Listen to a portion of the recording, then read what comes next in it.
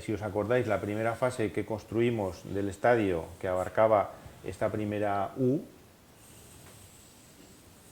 eso nos permitió hacer una estructura más resistente que si fuera al completo. Luego acabamos con la siguiente fase de construcción, que fue la segunda fase para construir esta estructura. Y el segundo hecho importante es que la forma de la estructura existente es una forma radial, como veis, es decir, todas las vigas en voladizo tienen una geometría radial, entonces todas van hacia el centro del terreno de juego, y eso nos permite que para la extensión lo que hacemos es continuar esa traza de cubierta radial en este sentido hasta llegar, como vais a ver, a esta forma definitiva de ampliación de cubierta. Con esto que hemos conseguido, pues hemos conseguido extender la misma 13 metros en las tribunas, hasta casi 18 metros en los fondos, y llegamos hasta una extensión de 23 metros en los corners. Hay un factor muy importante que es darle continuidad a la cubierta existente de esta manera, es decir, el plano superior lo llevaríamos aquí para recoger las aguas en este punto, pero como veis aquí tenemos una estructura muy robusta, que es la estructura existente metálica, y lo que tenemos que hacer es una ampliación con una estructura mucho más ligera, con un sistema de cables y lo que se conoce en el mundo de la ingeniería como una rueda de bicicleta, donde tenemos dos anillos de tensión y un anillo, donde tenemos dos anillos de tensión y un anillo de compresión situado aquí, donde con muy poquito peso lo que conseguimos hacer es incrementar toda esta longitud, el voladizo que ya es existente, que aquí es mayor de 50 metros y aquí hemos dicho que llegamos desde 13 hasta 23. Por lo tanto, al final tenemos una estructura en un estadio de fútbol mayor de 80 metros en muchos puntos, que realmente es un reto técnico, arquitectónico y tecnológico. Y con esto pues vemos hasta dónde llegamos de más para la cubrición de los espectadores. Bueno, entonces aquí se puede apreciar cómo, siguiendo toda esa geometría, toda esta superficie es la que ganamos con la nueva cubierta, y pasamos de tener un agujero, el agujero anterior, que era de unos 8.000 metros cuadrados, a tener un agujero de unos 4.000 metros cuadrados. Por lo tanto, la ganancia es bastante sustancial.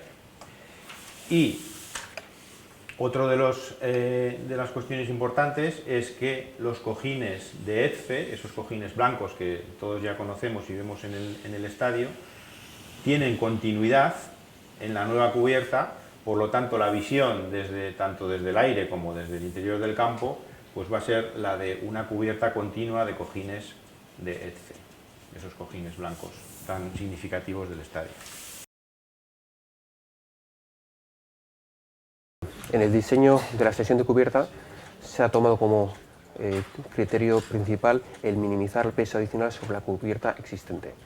Para ello se ha optado por un sistema de cables ligero basado en dos anillos de tensión que forman la parte interior de la extensión y un anillo de compresión que se sujeta en la estructura existente. Los dos anillos de tensión se sustentan gracias a la acción de 80 parejas de cables radiales que durante el montaje tiran de los anillos de tensión internos y transfieren la carga a la estructura existente.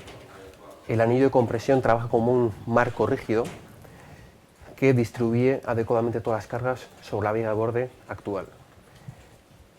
Para poder resistir este peso adicional son necesarios diversos refuerzos a lo largo de la estructura existente, así como reforzar la viga de borde que transfiere las cargas del anillo de compresión a la cubierta. Finalmente, también se han colocado unas correas radiales que sustentan el sistema de cojines de EDFE, que es un sistema ligero y que y que va en línea con la cubierta actual. El sistema de cables se encuentra conformado por un cable radial superior y un cable radial inferior, los cuales tiran de los cables anulares mediante dos conexiones superior e inferior, y finalmente en la parte trasera el anillo de compresión fabricado por estructura metálica transferiría toda la carga de tensión de los cables a esta unión, que es en la que se sujeta sobre la viga de borde existente.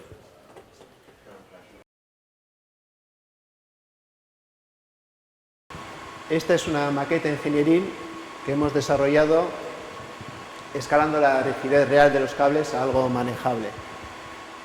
Estructuralmente nos presentábamos principalmente con dos retos. En primer lugar es el peso de esta cubierta. Nos estábamos apoyando sobre una cubierta existente que queríamos reforzar lo mínimo posible. Entonces por eso optamos, para llegar a unas longitudes tan grandes como las que estamos extendiendo, una estructura muy ligera de cables estructurales. El segundo reto en el que nos enfrentábamos era que nos queríamos apoyar únicamente en la punta de esta cercha existente. Es decir, en esta punta en la que nos apoyábamos, únicamente podíamos buscar un simple apoyo, que cuando veis en 2D lo que pasaría con el simple apoyo es que tendería a caerse. ¿Por qué es estable la cubierta? Pues por la simetría circunferencial que tiene, con este doble anillo radial de tensión, que es el que le da a toda la estabilidad estructural. Es decir, dos conceptos. Estructura muy ligera de cables, estamos hablando, estructuralmente pesa como el 10% de lo que pesa estructuralmente esta cubierta en voladizo, y una estructura con continuidad circunferencial que le da su estabilidad, permitiendo un simple apoyo en la punta de la celosía. Esta maqueta nos permite entender muy intuitivamente cómo funciona una estructura de cables de esta entidad. Tenemos un conocimiento de escalado de las deformaciones que esperamos y podemos compararla con nuestros modelos de cálculo, y al mismo tiempo también nos ha servido y nos está sirviendo para tener una idea más clara de la secuencia de izado y de tensado que debemos definir para el montaje de toda esta estructura, de tal manera que la tensión en los cables se vaya repartiendo entre ellos y entrando a la estructura de forma lo más progresiva y natural posible.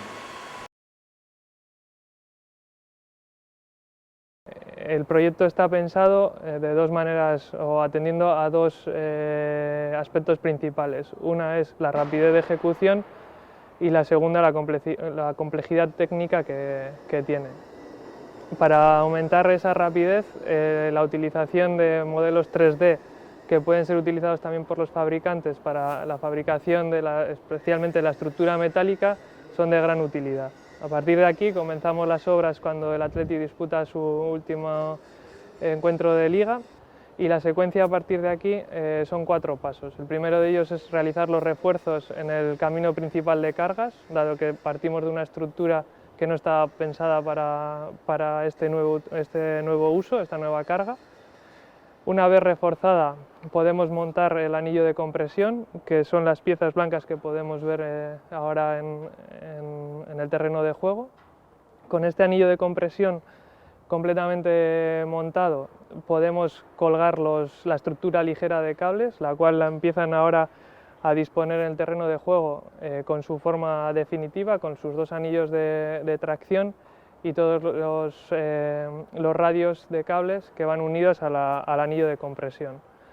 El objetivo es terminar esta fase a finales de julio, de tal manera que todavía dispongamos de un plazo de aproximadamente un mes para reponer el terreno de juego, y así el Athletic poder disputar sus partidos de liga sin tener que dejar de usar San Mamés. La obra no estará concluida hasta entrada la temporada 2016-2017, dado que después de la estructura de cables debemos colocar la envolvente de ETFE, la cual la podremos disfrutar a partir de otoño del 2016. Aquí podemos ver cómo en el estadio existente se produce la continuidad estructural de la cubierta con el sistema ligero de cables que hemos estado comentando y cómo finalmente la continuidad también de los cojines de EDFE y de la cubierta blanca pues generan esta integración arquitectónica en el estadio existente.